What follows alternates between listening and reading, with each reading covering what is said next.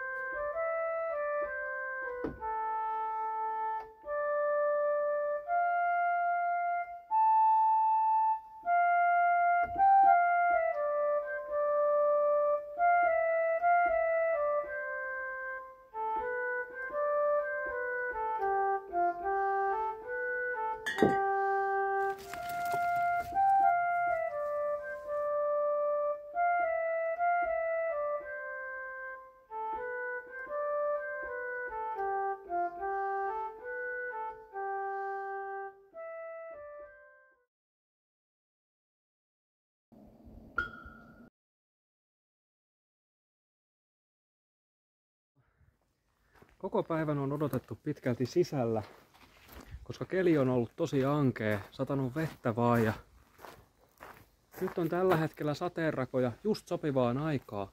Kello on 6:30 ja puolen tunnin päästä meikäläisen pitäisi olla Kyröskoskella hakemassa ihan ensimmäisiä mehiläispesiä. Mä oon tässä valmistellut pesän paikkaa nyt oikeastaan kuluneen kevään aikana jo jonkun verran ja nyt olisi sitten viimeistään aika pikkuhiljaa tietää, että mihin ne pesät laitetaan. Mä oon täällä vähän jo valmistellut paikkaa, putsannut tota maata ja laittanut tommoset harkot, että saadaan pesät nostettua maasta irti. Mut vielä pitäisi käydä hakemassa, mä oon tuolla semmosen puukehikon vielä nikkaroinut, että saadaan ne noiden kivien päälle sopivasti ja pesät sitten sellaiselle korkeudelle, että niitä pystyy hoitelemaan. Tarhapaikka mä valittiin aika lailla sillä, että meillä on itä tuolla, aurinko nousee sieltä ja kevätaurinko kun rupeaa ensimmäisen kerran lämmittämään.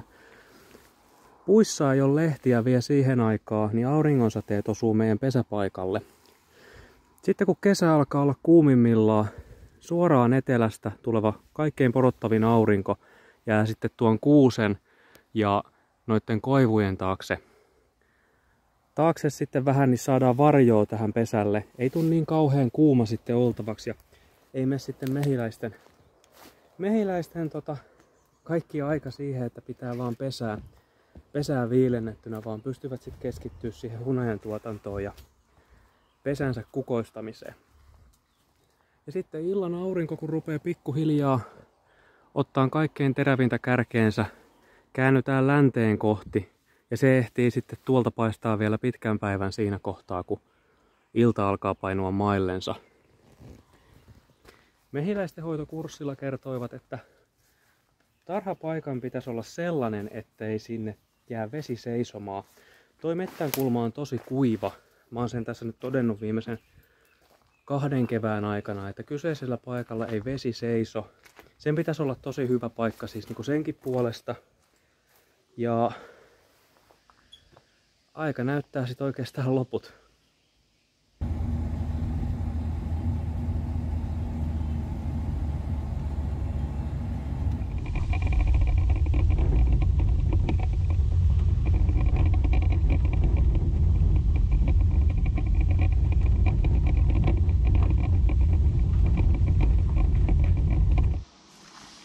Siinä ne on. Nyt ei auta hätiköidä, mutta täytyy pitää vähän kiirettä. Sieltä on meinaa aikamoinen rintama tulossa ja jylisee varmaan aika vauhdilla piakkoin. Niin mä en avaa lentoaukkoja vielä, koska ne voi olla aika kiukkuisia tässä vaiheessa tommosen rytinän jälkeen. Mä tuun vähän myöhemmin illalla sitten avaamaan lentoaukot. Kello on nyt jotakuinkin aika tarkkaan 8. Ja nyt ei just Nyt on hyvä vetää vielä puku päälle eikä joudu ihan uitettuna koirana sitten kulkemaan.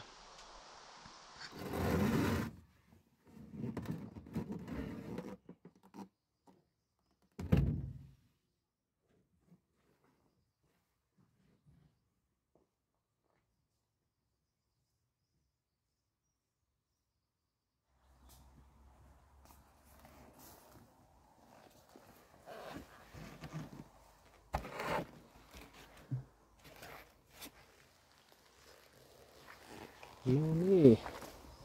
Siihenhän ne nyt sitten pääty. Ja just sopivasti rupeaa näköjään satamaankin. Mä annan niitten lepäillä nyt tuossa vähän aikaa. Varmaan tunnin verran ainakin matkan jälkeen. Ja käyn sitten aukoon vielä lentoaukot. Kylläpä muuten painaa tommonen pesäosasto. Huhhuh. Täytyykin tuota paikkaa miettiä. Tai sitten tuota polkua vähän kehittää, että pääsis jonkun kärryjen kanssa sinne.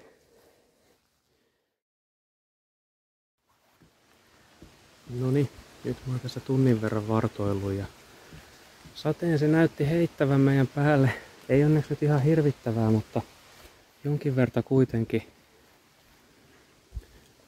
Sitten katsotaan seuraavaksi, avataan noi lentoaukot ja toivotaan, että kaverit ei ole ihan hirvittävän ärtyneitä äskeisestä höykytyksestä. Voi hyvin olla, että sieltä ei tule ulos yhtään nyt lentämään meitä vastaan, vaikka lentoaukko avataankin, koska täällä sataa, niin ne ei halua tulla sieltä kastelemaan siipiensä.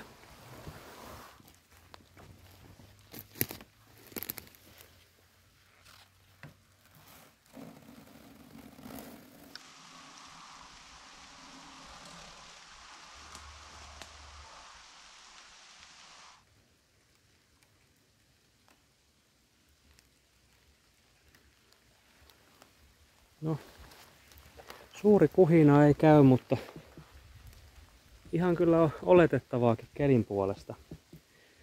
He saa jäädä siinä nyt huomiseen asti ihmettelemään uutta kotiansa ja toivottavasti nähdään lähipäivinä, että miltä lento sitten näyttää, kun rupeavat tutustumaan uuteen ympäristöönsä.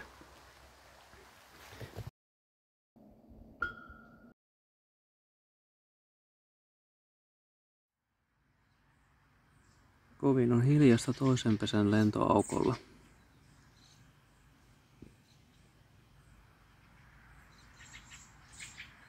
Täytyy kyllä käydä tarkastamassa, että miltä siellä näyttää. Kyllä siinä nyt muutamia liikkuu, mutta tämä toinen on niin paljon aktiivisemman oloinen. Jaha, yksi tuli jo selälleen ulos.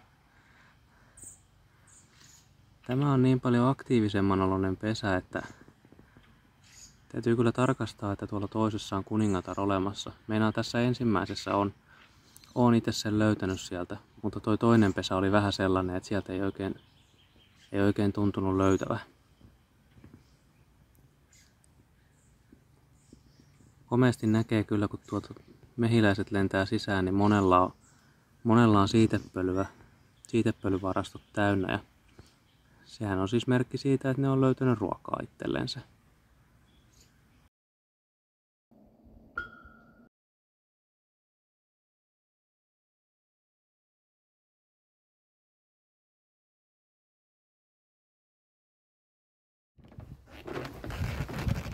Noniin, nyt olisi pari päivää kulunut siitä, kun käytiin laittamassa lainakenno tähän kyseiseen heikompaan pesään. Ja nyt olisi sitten jännityksellä nähtävissä, että kuinka siellä tällä hetkellä sujuu. Otetaan vesipullo mukaan.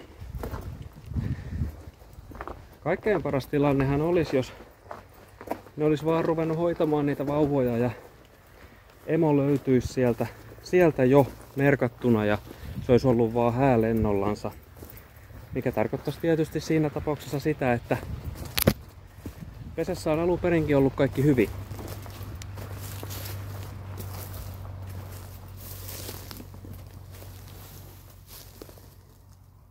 Joo, vähän on liikehdintää pesänaukolla, mutta kyllä tuo toinen on edelleenkin vaan paljon voimakkaammassa elossa. kuin sitten selvästi tuo taaempi. Kyllä sielläkin näköjään lentelyä tapahtuu. Mutta anyway. Lyödään kuteet kiinni ja ruvetaan tutkimaan, että miltä siellä näyttäisi.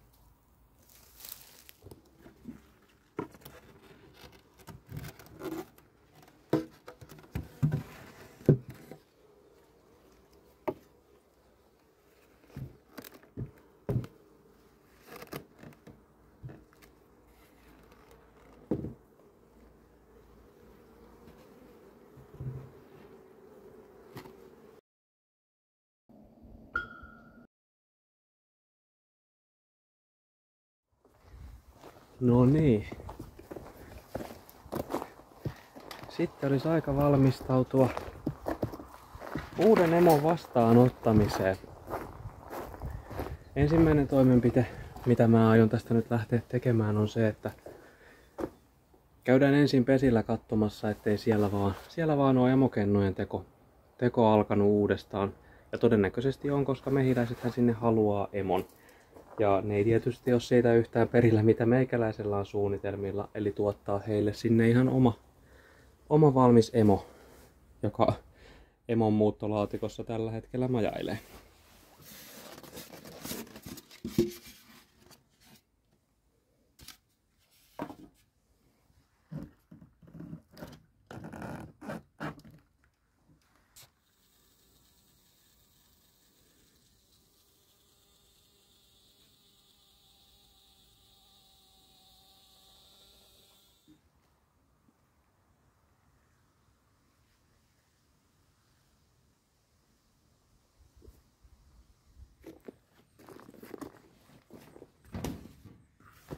Sitten olisi pesiä käytynä vähän läpitte.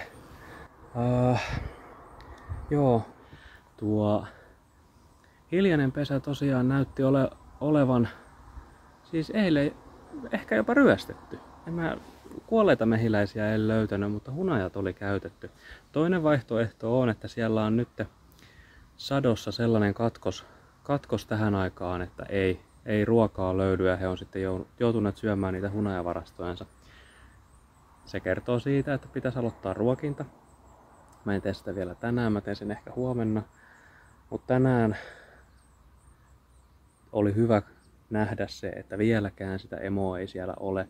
Ja liki 10 emokennoa oli jo rakennettu, joista laskiks mä 7 vai 8 oli jo umpinaisia. Eli siellä oli emotoukat ruokittuna ja kovasti jo tulossa niin sanotusti. Noin viikon mittaan pitäisi sitten selvitä, että onko emo otettu sieltä vastaan, koska emo ei tosiaan siellä tällä hetkellä ole, niin jos tytöt sitten vaikka tykkäisivät siitä, että heille semmoinen sinne annetaan. Mut joo, he saa siellä vähän rauhoittua, munkin täytyy ottaa vähän happea, koska aurinko paistaa niin komeasti suoralta taivaalta, niin tää on aika lämmintä hommaa.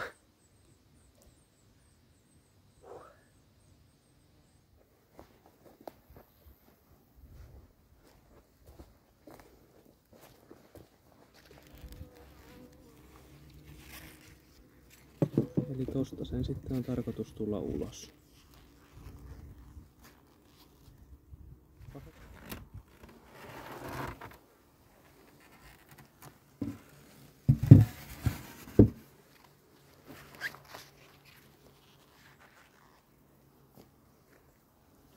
No niin tytöt, kattokaas kuka täältä tulee.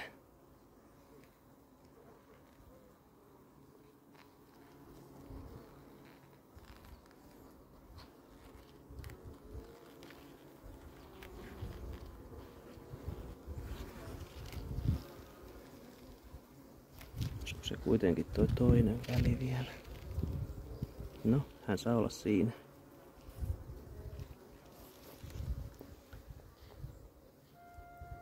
Ei muuta kuin hyvää jatkoa ja onnea matkaa.